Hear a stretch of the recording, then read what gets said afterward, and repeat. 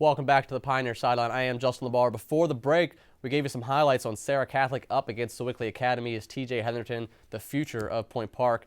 And, well, I say that statement pretty boldly. We're going to find out how accurate it is, and to find out accuracy, to find out more facts, we got to bring in Josh Rakitic. Josh, how are you doing? Accuracy and facts. Tribute to me. I like that as I throw my pen all over. Well, I have no other choice. I don't have Eisenberg here, so I think my facts line up a little bit better than Eisenberg's. We'll find out in the courthouse fight case. that later. We'll find out in the courthouse case of the week. All right, Josh. Topic right now is TJ Heatherington. 37 points in a loss up against a very good Sewickley Academy team about a week and a half ago. But first question, to be blunt, did he show you everything that you needed to see to know that he was the right choice for Coach Bob Rager? I think without a doubt, Justin, there's no doubt in my mind that he proved himself in a game where he went up against a D1 prospect who is bigger than he is at 6'6". TJ is only about 5'9". TJ is a small point guard.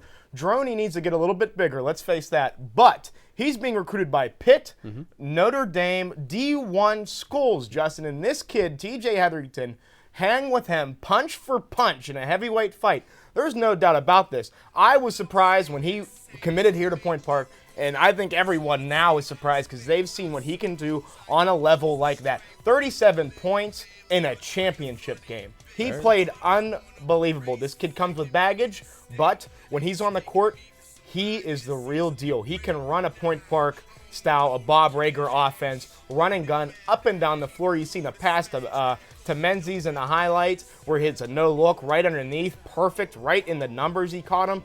This kid's ready. All right. Well, you talked about baggage. I don't want to stress too much on negative things, but what kind of baggage are you talking about? We're talking about baggage that he's not emotionally, he's not all there. Let's face it, again, a smaller kid, he needs to get a little bit bigger. He needs to hit that weight room, but that can be changed, and I'm sure he is going to get bigger. But emotionally, if a mistake is made on the floor that's not necessarily his fault, any mistake, he gets upset and doesn't get back on defense. You've seen it a lot, and we both saw it in that game against Sewickley. He turned the ball over and stayed down on the other end of the court, not helping out his team to get back on defense. You can't do that. Also, something that was interesting I felt was when they were shooting free throws, he missed a few, which I thought was uncharacteristic based upon his stat sheet I looked at, and he was very, very colorful. Slams his foot on the ground, just kid stuff. You know, high school stuff. That's right. There's no doubt that this guy is raw or green, as White Eisenberg would like to say. But he needs to grow up, and he needs to be prepared for college because Coach Bob Rager, he's not going to put up with it. Let's face it, this isn't a guy who's going to let you mope around and go not come back on defense. I got 3 burning questions straight from the courthouse bar from you. We call it a 3-pack of courthouse style. All right. Number 1, what will be the easiest transition for TJ into the Bob Rager offense? I think the easiest transition into the offense for TJ is going to be the style of play. They run it at Sarah where they like to get up and down the floor constantly. Coach Rager wasn't able to do that this year, but with TJ next year, he's going to run up and down all day long. Toughest transition?